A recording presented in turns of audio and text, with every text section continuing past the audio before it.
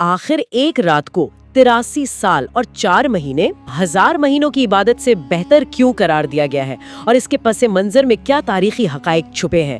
تو چلیے اس پر تفصیل سے بات کرتے ہیں۔ اگر ہم اس کے بنیادی تعارف سے شروع کریں تو یہ رات رمضان کے آخری عشرے یعنی آخری 10 دنوں کی طاق راتوں میں آتی ہے۔ طاق راتوں سے مراد 21ویں، 23ویں، 25ویں، 27ویں اور 29ویں رات۔ جی، اور قرآنی سورہ قدر کے مطابق اس ایک رات کی عبادت 1000 مہینوں سے افضل ہے۔ پیغمبر اسلام نے جب پچھلی امتوں کے لوگوں کی طویل عمروں کو دیکھا تو انہیں تھوڑا رنج ہوا۔ رنج اس بات پر کہ ان کی امت کی عمریں تو کم ہوں گی تو وہ نیک اعمال میں ان پچھلی قوموں کی برابری کیسے کریں گے جو سینکڑوں سال زندہ رہتی تھیں۔ اور اسی فکر کے دوران ذرائع میں ایک واقعے کا ذکر ملتا ہے۔ پیغمبر اسلام نے صحابہ کو بنی اسرائیل کے ایک شخص کا واقعہ سنایا جس نے 1000 مہینے تک اللہ کے راستے میں جہاد کیا۔ 83 سال سے بھی زیادہ کا عرصہ مسلسل جہاد میں۔ جی، تو جب صحابہ نے یہ سنا تو انہیں اس شخص پر بہت رشک آیا اور انہیں اپنی کوتا عمری کا شدت سے احساس ہوا۔ تو اسی کے انعام اور تلافی کے طور پر یہ مخصوص رات عطا کی گئی۔ عربی زبان میں قدر کے بنیادی طور پر 3 حیرت انگیز معنی بیان کیے گئے ہیں۔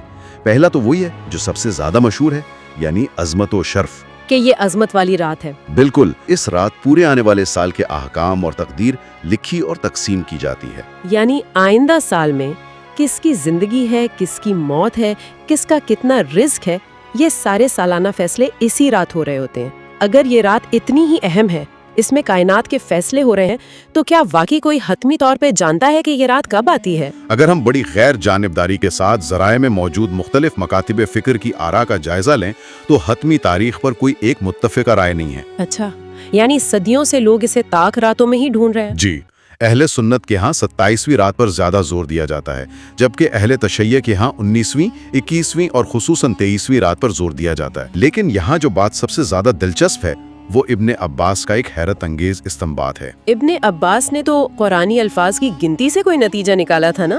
جی، انہوں نے سورہ قدر کے الفاظ گنے۔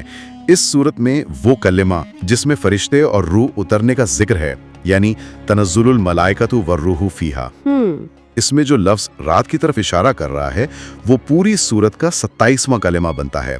اسی عددی مطابقت کی وجہ سے ابن عباس 27ویں رات کی طرف مائل تھے۔ امام یحییٰ بن شرف نووی کی رائے بہت اہم ہے کیونکہ وہ تمام متضاد احادیث کو سلجھاتی ہے۔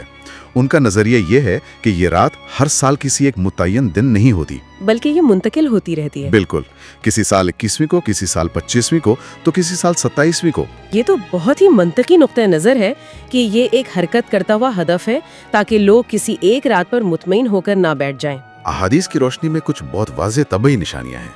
سب سے پہلی تو یہ کہ یہ رات نہ زیادہ گرم ہوتی ہے اور نہ سرد، بلکہ بڑی معتدل ہوتی ہے۔ یعنی موسم کی جو عام شدت ہوتی ہے وہ اس رات نہیں ہوتی۔ جی، اور یہ ایک بہت روشن رات ہوتی ہے جس میں کوئی ستارہ نہیں ٹوٹتا، یعنی شہاب ثاقب نہیں گرتا۔ کائنات کا وہ عمل بھی اس رات رک جاتا ہے۔ اور اگلی صبح کی بھی کچھ علامات بتائی گئی ہیں نا؟ ہاں، اگلی صبح جب سورج طلوع ہوتا ہے تو وہ کمزور اور سرخ ہوتا ہے۔ اس میں روزمرہ جیسی تیز تپش نہیں ہوتی، شعاعیں آنکھوں کو چبھتی نہیں ہیں۔ شاید فرشتوں کے واپس جانے کی وجہ سے امام باقر علیہ السلام کے قول کا حوالہ دیا گیا ہے۔ وہ قول کیا تھا؟ ذرا واضح کیجیے گا۔ اس میں وہ فرماتے ہیں کہ جو شخص لیلۃ القدر کی تصدیق کرتا ہے وہ بغیر کسی شک کے یقین کے درجے پر پہنچ جاتا ہے۔ ذرائع بتاتے ہیں کہ لفظ قدر کا ایک مطلب تنگی ہے، جس کا اشارہ اس بات کی طرف بھی ہے کہ اس رات کے حتمی علم کو خفیہ یا تنگ کر دیا گیا ہے۔ یہ تو ہے۔ تو سننے والوں کے لیے یہ سوچنے کی بات ہے کہ اگر اس رات کی تاریخ حتمی طور پر سب کو معلوم ہوتی تو کیا لوگ سال کے باقی دنوں کو بھول کر صرف اسی ایک رات کی عبادت تک محدود نہ ہو جاتے؟ واقعی یہ تو انسانی نفسیات ہے کہ ہم شارٹ کٹ ڈھونڈتے ہیں۔